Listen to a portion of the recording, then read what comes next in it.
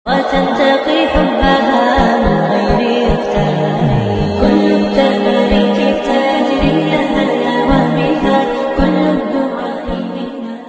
Bicara tentang Hagia Sophia, maka tidak akan lepas dari sejarah Konstantinopel. Konstantinopel sendiri dibangun pada tahun 658 sebelum Masehi, dan dulunya adalah bagian dari Yunani. Pendirinya adalah Bizas, maka sebelum dikenal sebagai Konstantinopel, kota ini disebut sebagai Bizantium. Tapi nantinya, nama Bizantium akan dipakai untuk sebutan Romawi Timur yang berpusat di Konstantinopel. Di kota Bizantium ini dulunya menjadi pusat perdagangan dan persinggahan yang cukup ramai. Apalagi kondisi dan letak strategis Bizantium ini sangat sempurna untuk menjadi tempat bertahan dari serangan musuh manapun. Maka pada saat itu dibangunlah tembok pertama yang mengelilingi kota ini sebagai benteng yang sangat kuat untuk bertahan. Dan tembok ini akan dikenal sebagai tembok lapis pertama Konstantinopel. Sayangnya kekuasaan bangsa Yunani berlahan-lahan luntur pada saat itu. Kemudian kekuatan besar yang mulai menunjukkan taringnya dan cakar mereka adalah bangsa Persia. Maka pada tahun 546 sebelum Masehi, Bizantium berhasil dikuasai oleh Persia di bawah kepemimpinan Koresh Agung. Kemudian kepemilikan Bizantium di tangan Persia bertahan sampai pada kepemimpinan Xerxes. Setelah itu, dengan penuh perjuangan berat, Yunani berhasil menguasai kembali kota ini. Setelah mengalahkan pasukan Xerxes, maka Yunani resmi menduduki Bizantium kembali. Bangsa Sparta ini cukup berbangga diri berhasil merebut apa yang telah dibangun oleh nenek moyang mereka. Kekuasaan Yunani di Bizantium sangat kuat saat itu, bahkan beberapa kali pertahanan mereka digempur oleh musuh berhasil dipertahankan. Ada 3 negara besar yang pernah mencoba menaklukkan Bizantium pada masa itu, yaitu Macedonia, Galia, dan Seleukia. Tapi serangan mereka berakhir pada kegagalan. Pada tahun 190 Masehi, Bizantium jatuh ke tangan Romawi karena konflik politik yang cukup rumit. Awalnya Bizantium bergabung dengan Romawi dan membuat perjanjian dengan mereka. Pada tahun 129 sebelum Masehi, sejak saat itu Bizantium menjadi sekutu kuat dari Romawi. Namun ketika pada tahun 196 Masehi, perang kekuasaan terjadi di Romawi. Ada 2 kubu calon penguasa yang berperang pada politik Romawi saat itu, yaitu kubu Severus dan kubu Niger. Calon yang didukung oleh Bizantium saat itu adalah Niger, tetapi ternyata Niger mati dibunuh, sehingga Severus menjadi penguasa tunggal Romawi. Maka ketika itu Severus mencabut hak merdeka Bizantium dan menaklukkannya menjadi bagian dari Romawi. Inilah awal mula Bizantium jatuh ke tangan Romawi pada tahun 196 Masehi. Dalam sejarahnya, Severus menaklukkan Bizantium dengan sangat kejam. Kota itu dihantam dengan kekuatan penuh hingga hancur berkeping-keping, dan dibiarkan begitu saja hingga beberapa tahun. Lalu setelah dibujuk oleh putranya yang bernama Karakolia, Severus pun setuju membangun ulang Bizantium. Bukan hanya membangun ulang, tapi Severus juga melebarkan tembok dan benteng Bizantium, sehingga benar-benar menjadi satu benteng yang sangat kuat dan kokoh. Severus juga membangun 2 pelabuhan besar di sana sebagai pusat perdagangan lintas lautan. Pada tahun 293 Masehi, pemerintahan Romawi dipecah menjadi 2, yaitu Agustus Timur dan Agustus Barat. Hal ini untuk memudahkan dalam mengelola kekuasaan karena luasnya kerajaan Romawi saat itu. Pada tahun 311 Masehi, Romawi punya 4 kaisar yang akhirnya saling berperang untuk mendapatkan kekuasaan. Pada tahun 324 Masehi, muncullah Konstantinus Agung sebagai pemenang setelah berhasil mengalahkan 3 pesaingnya. Lalu Konstantinus Agung membangun kembali Bizantium dengan lebih besar dari yang dibangun oleh Severus dulu. Kemenangan Konstantinus Agung ini juga dikenal sebagai tonggak agama Kristen di Romawi. Konstantinus Agung mendukung secara penuh penyebaran agama Kristen dan memberikan subsidi pada gereja-gereja di sana. Di tangan Konstantinus Agung inilah Bizantium disulap menjadi kota yang benar-benar menjadi sangat indah, bahkan bisa dikatakan yang terindah di dunia saat itu. Butuh waktu yang cukup panjang untuk pembangunan Bizantium ini, hingga selesai pada tahun 324 Masehi. Lalu diresmikan langsung oleh Konstantinus Agung. Pada hari peresmian itu, Konstantinus mengatakan, Nova Roma Konstantinopolis. Jadi Konstantinopolis adalah kota Konstantin. yang kemudian akan dipakai oleh orang-orang di sana dalam ucapan dan penyebutan sehari-hari. Padahal sejatinya Konstantin Agung telah memberikan nama resmi Konstantinopolis dengan Nova Roma. Namun, layaknya nama itu tidak sefamiliar Konstantinopolis. Konstantinopolis inilah yang nantinya akan terkenal ke seluruh dunia dan di Indonesia akan dikenal sebagai Konstantinopel. Konstantinus Agung benar-benar menjadikan Konstantinopel bagai mutiara yang berada di dalam cangkang kerang. Untuk membuat mutiara ini terjaga, ia membangun tembok yang mengelilingi kota. Tembok ini memperkuat pertahanan Konstantinopel dari serangan musuh. 6 tahun setelah Konstantinopel rampung dikerjakan, Konstantinus Agung mati karena penyakit yang cukup parah.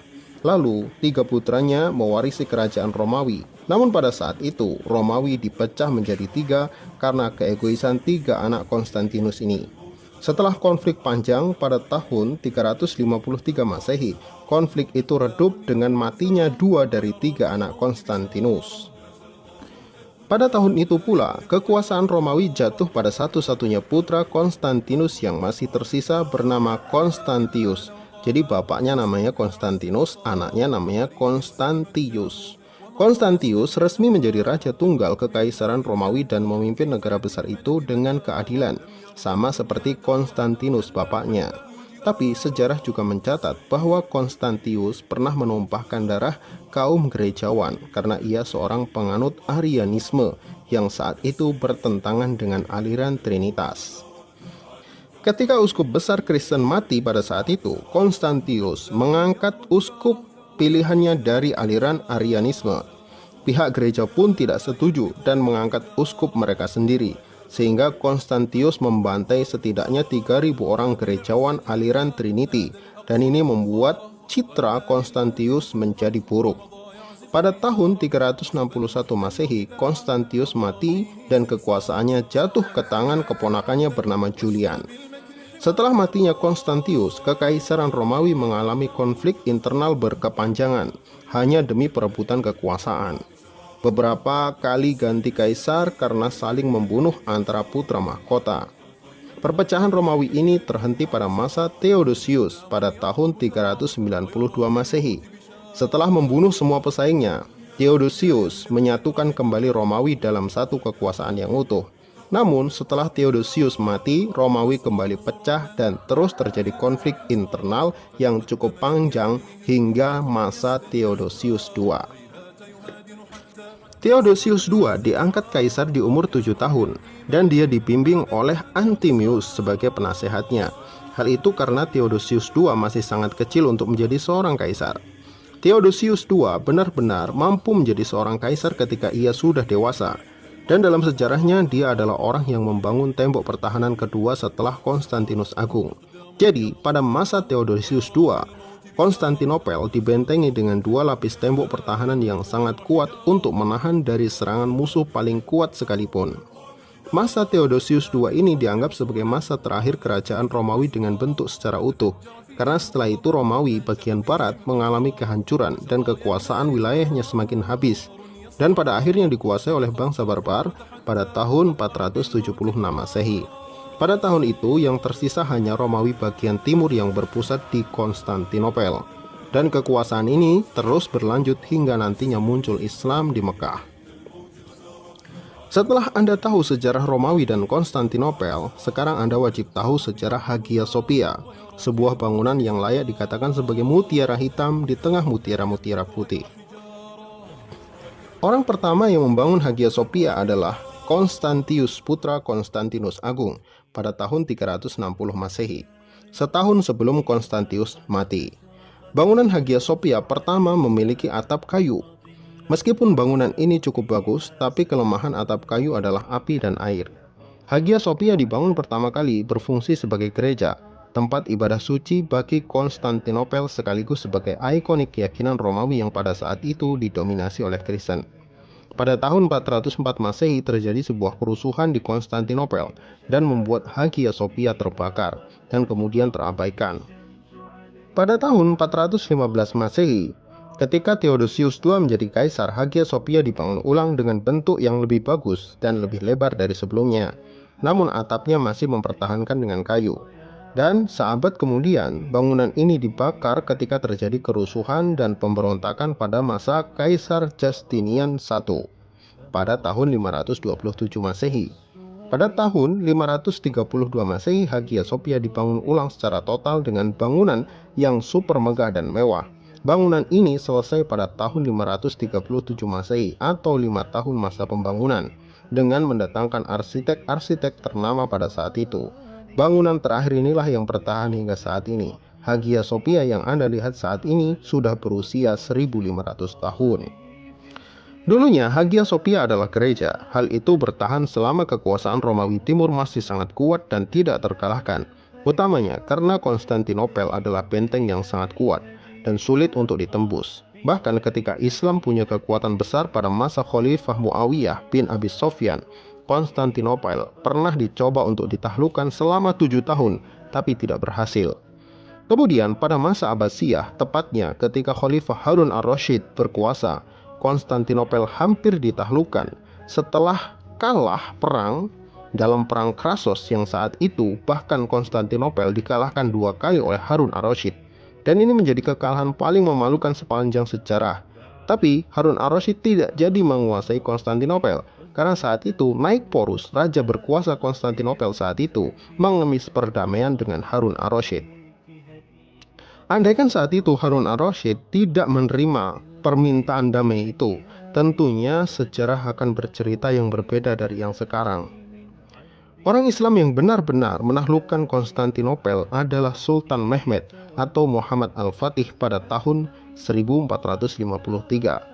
Setelah perang habis-habisan, Sultan terbaik Ottoman itu pun berhasil menjebol benteng Konstantinopel dan mematahkan mitos bahwa Konstantinopel tidak bisa dikalahkan.